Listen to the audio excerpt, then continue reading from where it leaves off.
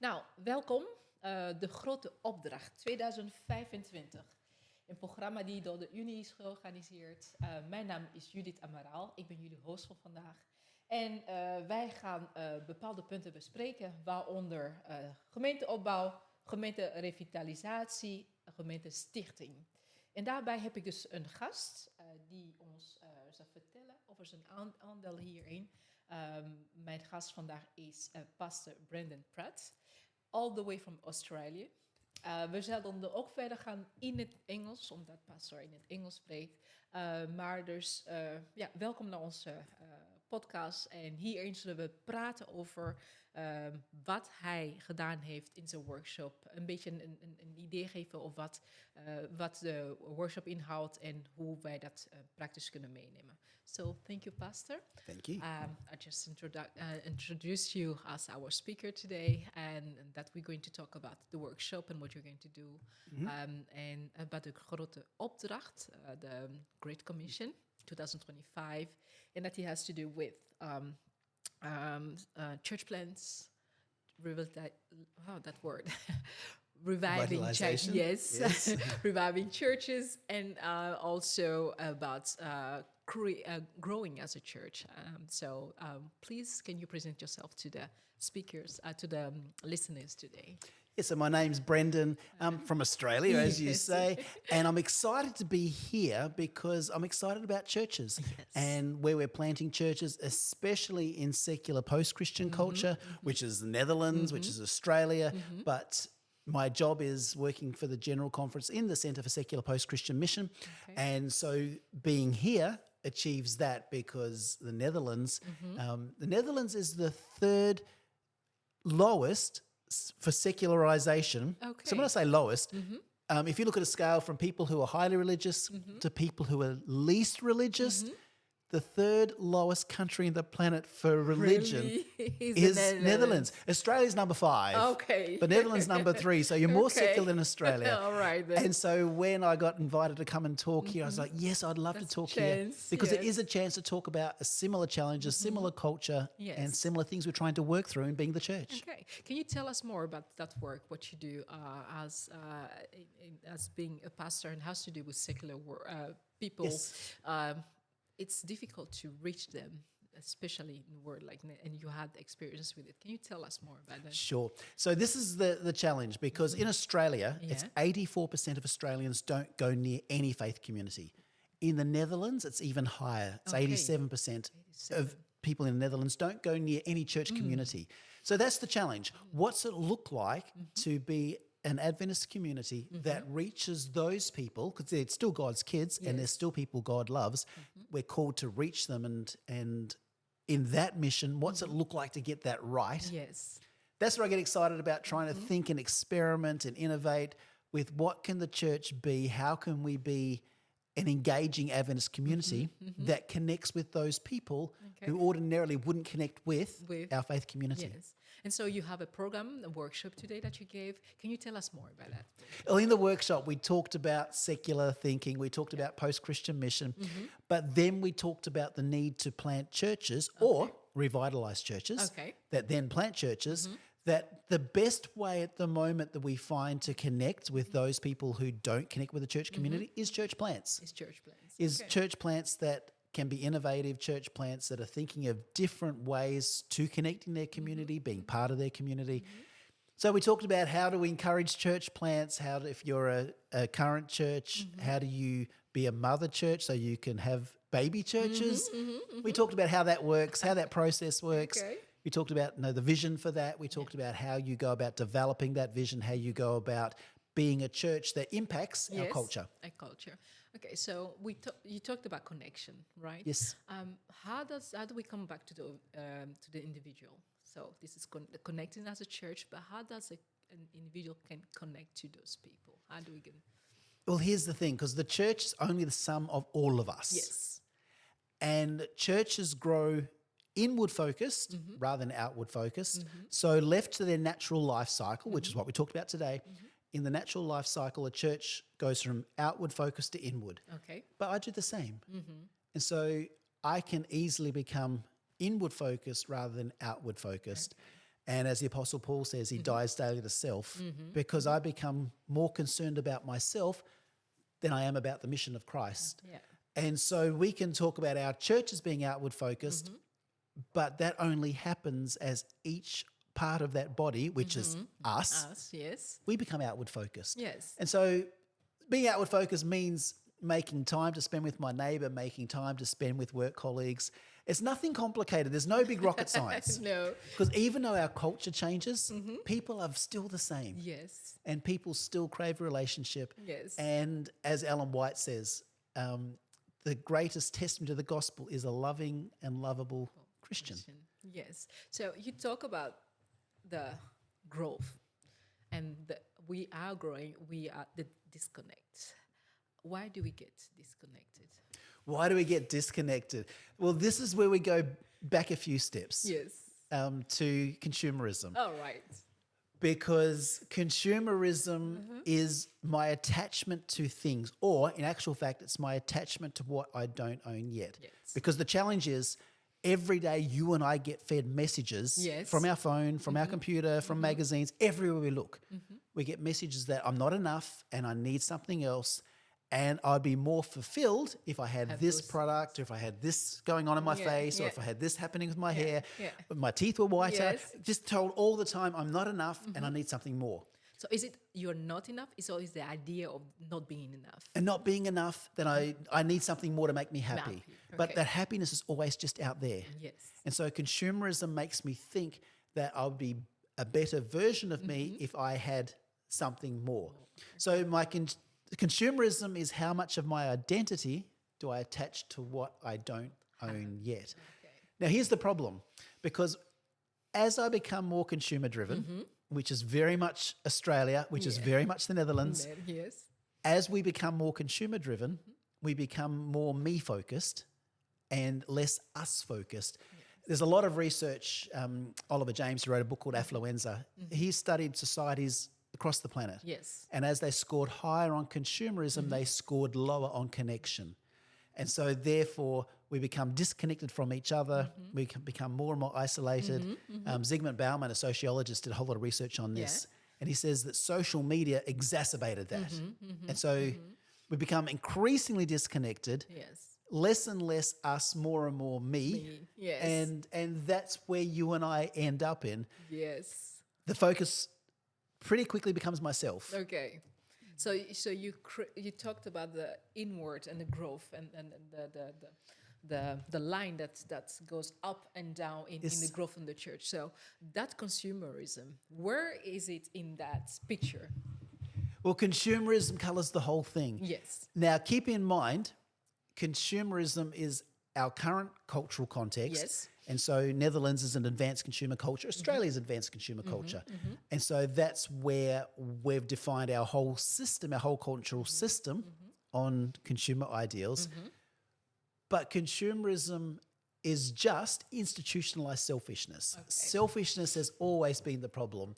Right back from the Garden of Eden, all the way through, selfishness is the problem. And when the Apostle Paul writes in Romans 12, he says, we get conformed to the pattern of this world. He wasn't talking about consumerism. He wasn't talking about social media, but he was talking about an empire. He was talking about a system that makes us focus on ourselves rather than focus on God and others. How do we focus on the God that that does not react to our needs the way we want it? Well, that's the challenge, because so you'll soon find out, Judith, that I blame consumerism for everything. Okay? And I've got to take a step back and remember there was dysfunction before consumerism. But our picture of God is also impacted by consumerism, because our picture of God becomes a consumer God, that we create God in our image. We turn God into a product to serve us. We turn God into a Santa Claus to give me lots of things. Yes. And so we make consumer God. Yes. The challenge is in those consumer gods, or in a God that I create as a product, or a God I put together to suit what I want. Yes. We miss what God's really all about. And God, everywhere you look in Scripture, God talks about being with. Yes. Now, fear not, I am with you. When you walk through the valley, I'll be with you. I'll knock at your heart's door with you. consumerism destroys with, because consumerism tells me that time equals money, Yes. and that money equals things, Yes. and things equal happiness. Consumerism sells me on a grid that I don't have time. So I don't have time for my neighbors. I don't have time for my children. I don't have time for my marriage. I don't have time for anything. Yes. And I certainly don't have time to build a relationship with God. And so when you've got a God who says, I want to be with you, we live in a culture that destroys with. Yes.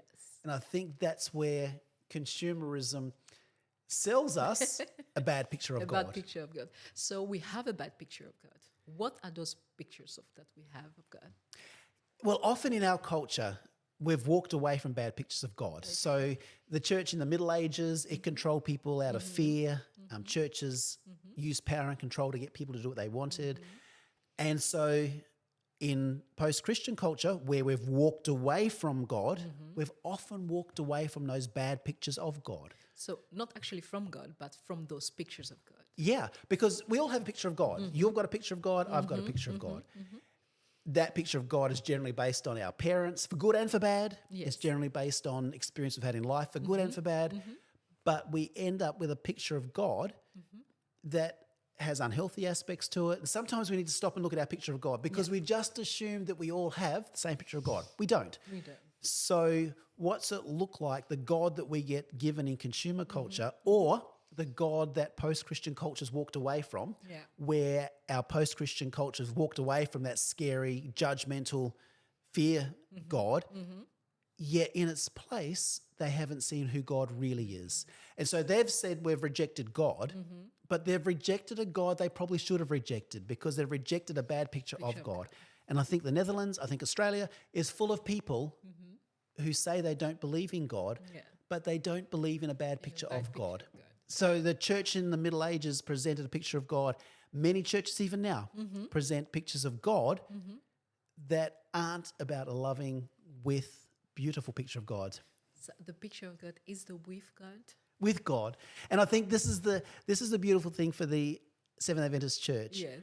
I think our challenge is to present our culture a beautiful picture of God, a God that wants to be with us, a God who wants to be in community with us. The Sabbath is all about God wanting to be with God with us with one another, us with our community. So Sabbath's about that. The sanctuary doctrine is God saying, I want to be with you. Everywhere you look in the Adventist doctrines, it's about community. It's about community. Because the whole time you say God is love. But a loving father would not be controlling. A loving father is someone who want to connect with you. When you spoke about when you were preaching in 2015 about this, you talked about how you view how to have the relationship with a God. And you made an example about your children, how they perceive religion. That one would have been. One is loves the worship. Yes. We're talking about that. And the other one would not even, that's nothing for him. How do you bring that back in your... this is, so pictures of God. And today at our Great Commission Festival, we talked about pictures of God. Yes. But how you then connect with God. Yes. So here's the thing. All of us have a unique connection point with God. And so the connection point that I have with God is going to be different from you. Yes. And the way you relate to God is going to be different from me. So that's the challenge. Yes. Because as you've just talked about, some people connect with God intellectually. Yes. Now, all of us are called to grow in understanding God. But for some people, when they're reading new things about God, they feel very close to him. Yes. Other people can read the same thing and just go, that's nice. Yeah. Other people are called to connect with God in quietness. All of us are called to be still and know that I am God. Yes. But some people in quiet, contemplative times, that's when they feel God deeply. Other people, it's with service. All of us are called to serve. But when some people are doing things, serving in their church, using their gifts, they feel close to God. For other people, it's in creation. Yes. And that's when they feel God. All of us are called to steward creation. But for me, for instance, that's when I get the deeper sense of God in creation. Or it can be in friendships, relationally. Yeah. Now, here's the thing. In a church family, you're going to have all of this. Yes. And so some people are going to be inspired by the worship music, other people by the sermon, other people by connection in friendships, other people by quietness, other people. So together we all have different ways of being connected to God, which means that I need to grow my unique connection. It means you can tell me what you do to connect with God, but it's going to be different for me. Yes. And I can tell you what I do, and you can go, that's interesting. It might be helpful, but you don't have to be me. I don't have to be you. It's not an excuse not to connect with God, but it means that I don't have to beat myself up for not being you, and you don't have to beat yourself up for not being me. It means that together we create a more beautiful picture of God. Yes. And so because that was such an eye-opening for me. We expect others to connect with God in the same way that we do. Yes. And when they don't, there's something wrong with that person. And I think it has come back elsewhere to consumerism, because when we have that idea, well, you said that addiction to the fact that we don't have the idea of getting it. And when we don't get that same response from what we ask for, that's when we disconnect with Him. Yes. Because we don't, it's not giving us what we want. And so in your workshop today, how was that translated? So in the workshop today, we talked about what it looks for us individually, but then we talked mostly about what it looks like for us as a church family, because we're talking to church leaders, talking about how to revitalize our churches, how to plant churches. So we talked about, in a church family, what does it look like for us all to be different in our connection with God, to be growing in our understanding of God, and that together as a church family, we make a more beautiful picture. Yes. And so what's it look like for the Netherlands to see communities that reveal God because they love each other, they serve each other, they care for each other, and each part of our church family shows us a different picture, a different aspect, a different color of the beauty of God.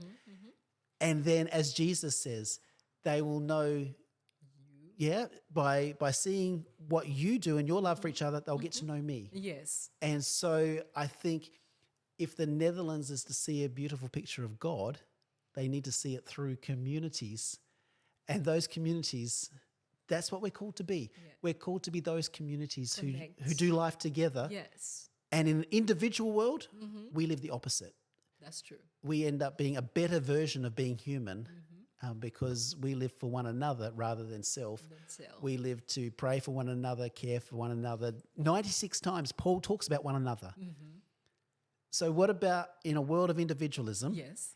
And reality is, in Australia and in the Netherlands, people are starting to realise that life is not working out like we thought it was going to. No. They're starting to realise something's going wrong. Yes. And there's increasing anxiety about where the world's going. What does it look like if they see a community that's not anxious because we know where it's going? Yes. A community that lives life differently.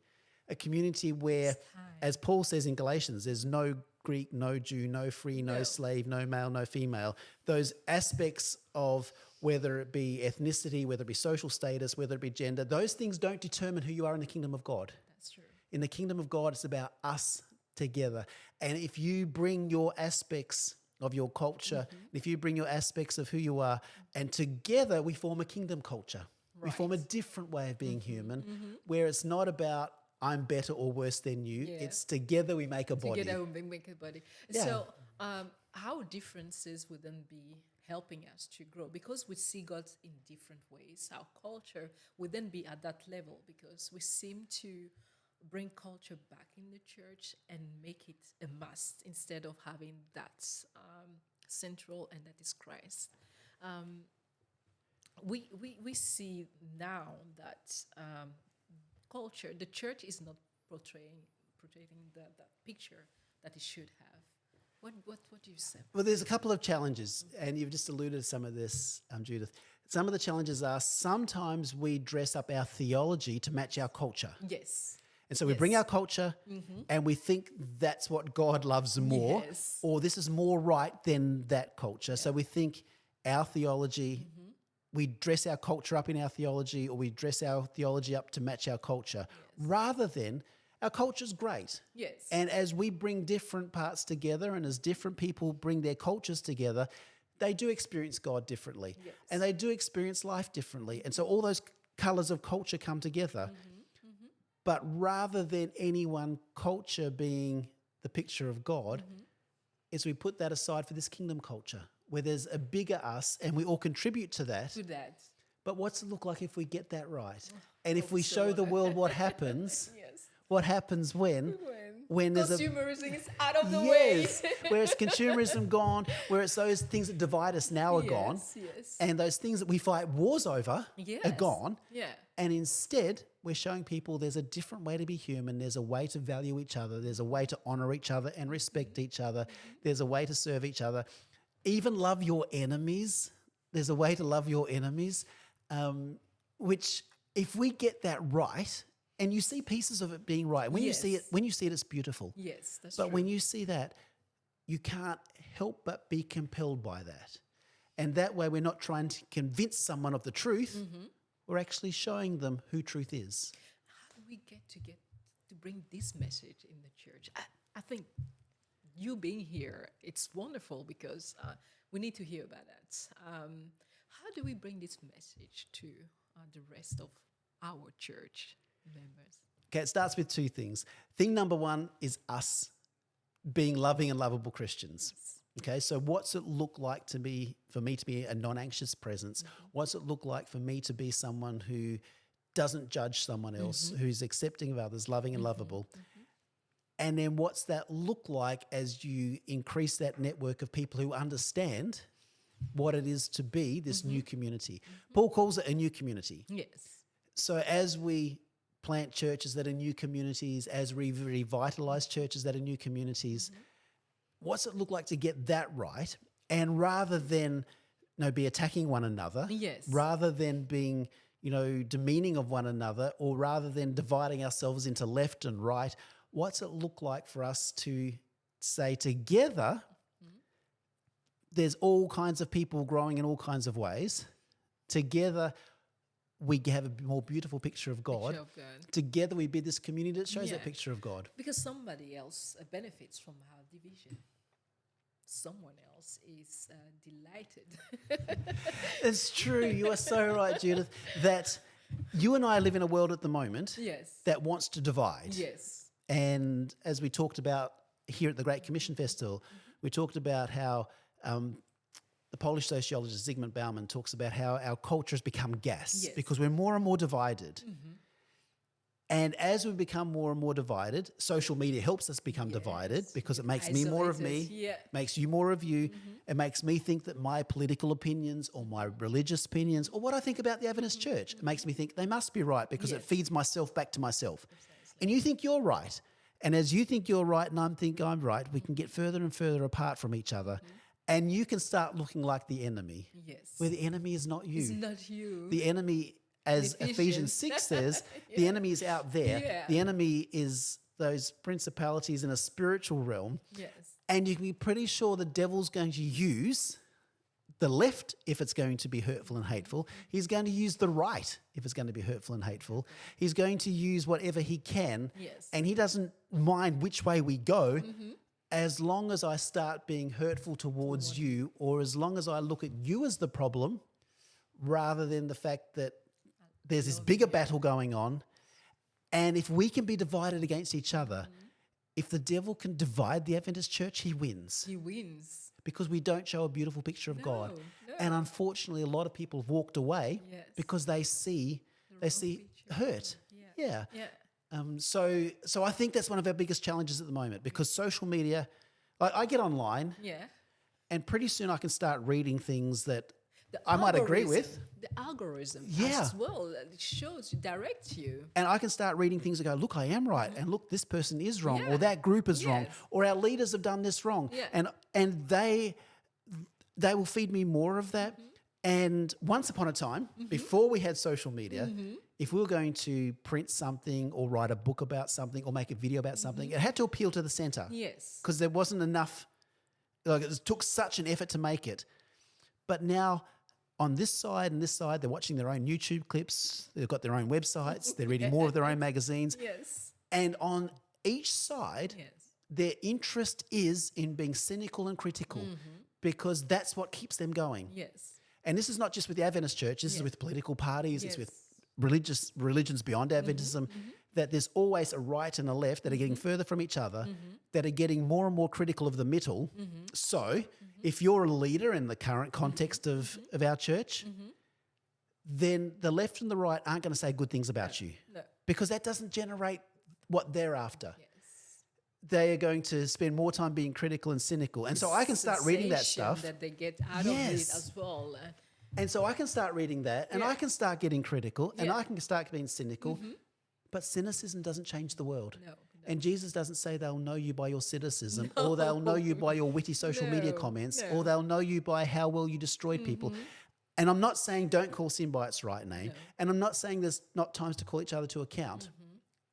But I guess what bothers me at the moment is the amount of energy we put into attacking each other rather than mission to those people who haven't met Jesus yet. Yes. When we look at this, we look at the attack that is coming from the consumerism, from growing away from each other. And we look at young people who are looking at us. How can we reach them in this all? We talked earlier about the fact that we'll be at a table and the parents will be on the phone.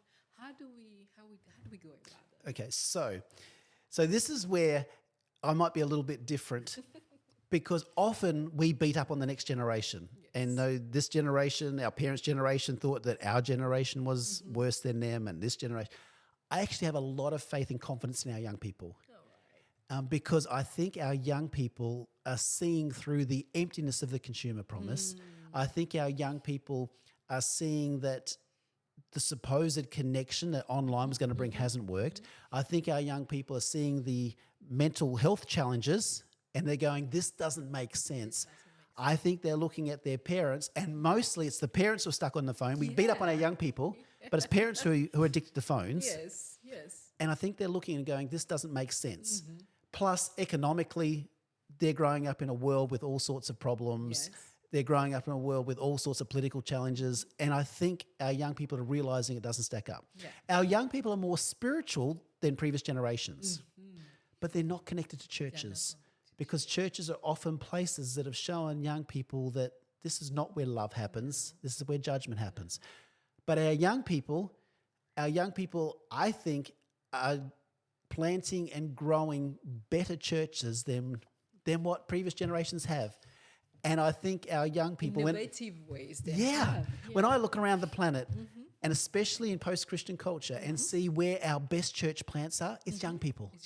It's young people who are drawing other young people into a better way of being human. It's young people, and maybe it's idealism, maybe it's the fact that they haven't learned that they can't do it, but they're the ones who are doing creative things. They're the ones thinking of ideas. They're the ones who I think are going to show us a better way of being the church, a better way of being human. I have a lot of faith in our young people. And so in my job with the Centre for Post-Christian Mission, I pour a lot of energy into young people because they are seeing better ways of being us. And I think our young people are going to show us the way on how we can be better community. Right. On that subject, the young people, practical things that we could do from your workshop today. Can you give us some practicals that we could? So first of all, for our age group, is look after our young people and support them. They're not always going to get it right, but let's not beat them up. Let's encourage them to give things a shot. Let's encourage them to try different ways of being what the church community could look like. It doesn't mean they're not Adventist in their substance, but how they be Adventist can be creative in ways that are going to connect with people that you and I aren't going to connect with. So give them the room, encourage them, challenge them, support them, nurture them. I think what we can do is give our young people room to create and fail and try again. If you're a young person and you're listening to this, then do dream big dreams and pray about how God's going to use you, and talk to your friends about what churches you can plant, and talk to your pastor and your elders about ways we can plant, because this is not a game that just belongs to older generations. The Adventist Church started with young people. The Adventist Church started with young people who looked at their current church and went, this is not how it's meant to be. There's got to be a better way of being the church, being us. And so I think our current bunch of young people, let's look after them and encourage them and help them explore and grow and share and connect and worship. And I think we'll be surprised with just how beautiful it can be. Looking at letting the young people have their way, I think the fear that it creates is that, one, they might fall, they might fail at try what they're doing, and as well as not behaving in a certain way that we would like to see when we are already matured in a certain. How do we parents cope with that? Because I think that might be the reason why we are putting such a break on the young people and letting them, especially here in. Because we're not sure if they're going to get it right. Yes. However, did our generation get it right? It doesn't look like it, does it? It doesn't, no. And sure, we get it wrong and we do things that are unfortunate, but our young people will get it wrong too. Yes. But that's the challenge of being church family, where Paul talks about the wisdom of years and the enthusiasm of youth. Let's let our wisdom encourage them and guide them rather than control them. Let's let our wisdom get the resources to them and let them try ideas and even fail ideas and guiding those ideas. But that's a guide that helps them achieve what they're trying to achieve rather than tell them you have to do it this way. To do it this way. Yeah. We can tell them what it is to be a church. We can tell them about the values of what it is to be an Adventist community, but let them dream about what that looks like. And I think where we see that, where we see churches that are doing that, as I say, some of the best church plants that are happening in post-Christian culture, it's young people, supported by older people, but it's young people who are working out how to be church. How to be church. Okay. That's a very good point to take along. Yes. Because as a parent, you fear that they will come as they are and stay as they are. And so indeed supporting them, letting risk brings growth. So let them do what they feel like doing in a guided environment. I always refer to him as our producer, Daniel. I will always refer to him because he's part of that young people who are active for the Lord and for the whole producing is done by him. So I think that indeed letting the young people grow. And they understand our culture better than we do. Yes. They understand technology better than we do. They do. They understand how to connect with each other better than we do. And they understand how to reach our culture better than we understand how to reach our culture. Yes. We just got to give them the room and the encouragement and the guidance. Yes. And so it's not just anything goes. No, that's but if we cast a vision of what Adventist community looks like, if we cast a vision of what it looks like to be, what's the Adventist substance, but then allow them to express that in all kinds of missional ways, they're going to achieve things that we can't achieve because they understand our culture better than we understand our culture. Yes. So we're coming back to the grote opdracht and what you have explained in everything, looking at those components, all the aspects of the church growth. All of this would apply for the youth as well? Yes. So when we look at the Great Commission and we look at what we've done in this festival here, and for those people who might be listening who have missed the festival, they should have been here. Well, you should have been here, but maybe too late now. But get to the next one. When this sort of thing happens, when the church family talks about how to be a better church family, then get along and be part of it, be part of the discussions, be part of the workshops, be part of learning to grow. And I think it's wonderful the church in the Netherlands is thinking about how do we do church planting better, how do we do church revitalization better. And I looked at all the various workshops, and unfortunately I missed workshops because I was presenting workshops, but you think that'd be great to learn how we're going to do this ministry better and that ministry better. And together we've got some very clever people, and those very clever people can share ideas. And I've just been inspired by meeting people here in the Netherlands who have a real passion for what it can look like. We get that right, and we honour God, and the kingdom of God is better because we're working together on this. And getting the picture right. Yes. God's picture right. Yes. What was your picture of God before you found out that he's a with God? Do you know what? I talk about with God all the time, and that's what I preach about. But I can drift into different pictures of God pretty easily, and I can start thinking that, God, I've done all this for you. You should do things for me. And I've worked so hard for you, and I've done all this writing or Bible studies or preaching for you. So now I should get the cash So out surely of you the should AD. start looking after me. Yes. Yeah, and I can drift there, but I need to consciously think, well, that's not who God is. God is someone who wants to dwell richly in me. God is someone who wants to be with me. The promise is he's going to be with. Yes. He also promises in this world you're going to have trials and tribulations. But he says, fear not, for I've overcome the world. Yes. And so it's so easy to drift back into that. I gave you the example this morning of 3 years ago, my house burnt down. Oh. And we lost everything. Really? Lost everything. Fortunately, we didn't lose any humans. Fortunately, I was able to. I lost all my snakes. Oh, no. And at that time, Yes. even though I had been preaching about with God, Yes. in my head I started blaming God. I've got all this stuff I've done for you, done so and all these much. books, my theology books and my library, and all the things that, and how much time is it going to take to rebuild, get things back? You know, we'd lost everything. So you're getting clothes for your kids, you're trying to get computers for the kids, you're trying to just start everything. And God, I could have been doing your mission. Yes. And now this is wasting all my time. Surely you could have stopped this fire. You could have, yes. And it wasn't until my youngest son, we did this family counselling where each of our children went to counselling because of the trauma of a fire. Yeah. And I was chatting to my youngest son at a cafe after he'd been to the counsel. And I said, do you sometimes blame God? And he says, do you listen to what you preach?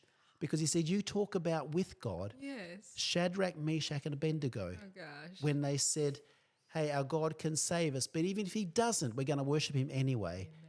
Amen. And Jesus doesn't pull them out of the fire. He was in there with them. And I'm getting chills. Yeah. And the thing is, I started being for God. I've done all this for you. Yes. Surely you could have at least stopped a fire. But the promise is with. And God says, I will be with you. And it will not be a straight path. No. There will be challenges. There's always going to be challenges. Yes. But fear not, for I am with you. And that with God should inspire us to be with other people. And when they're in their challenges, we're with them. Yes. Doesn't mean you have to solve everything. The goal is with. Is with. And I think, as I say, consumerism destroys with. And I can drift back to wrong pictures of God really quickly. And I have to remind myself that the goal is with. That's a word to remember. With. Yes, it is. Yes, because you mentioned right now about trying to bring solutions to the problem rather than being with. Yes. And the goal is being with. And I think that that's something that we need to take, because when we want to resolve, we forget the person, the goal, and where God wants to bring that person.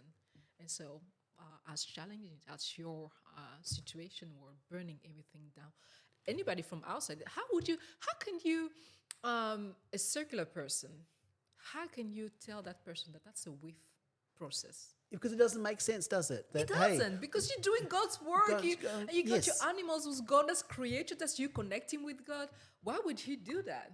Yeah, that's if God did do that. That is the thing. And that's the thing, because God, as I say, God already says, you're going to have tribulations, but be of good cheer, because I've overcome the world.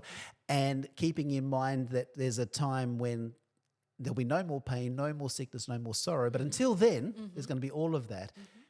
So God promises, I will be with you, but he also calls us to be with each other. Yes. And as I keep coming back to, consumerism destroys our with culture, and that's why I think the Adventist Church can be a beautiful picture of with. Yes, definitely. Thank you so much, Pastor Bredan. You're very welcome, Judith. I really, I'm growing. Every time I speak to you, it's when I listen to you about God's picture. It's something to reflect on, and so glad that you were able to bring that in your workshop to everybody, and I think it's something that we definitely need to take home. My husband has already given a testimony that he was, there was something to take home. De grote opdracht, 2025, you were here. Can we say that maybe the next opdracht you will be here? Well, if you invite me, I like your country. And reality is the challenge for the Netherlands is very similar to the challenge for Australia. Yes. And so always working together is wonderful. with. That's the goal. That's with. the goal. You've got it, Judith. Yes. With. Thank you so much. You're welcome. And wish you a good rest of the evening. We Thank are you. already there. And tomorrow again, you'll have some worship. Yeah, back here tomorrow, talking about some more ideas. Okay. And as I say, if you've missed this year, Yes. then there's going to be other opportunities to talk Yes. about how we Make do sure. church better. Make sure you avail yourself to those opportunities. Yes, indeed. Thank you so much. You're welcome. Thank you, Judith. All right.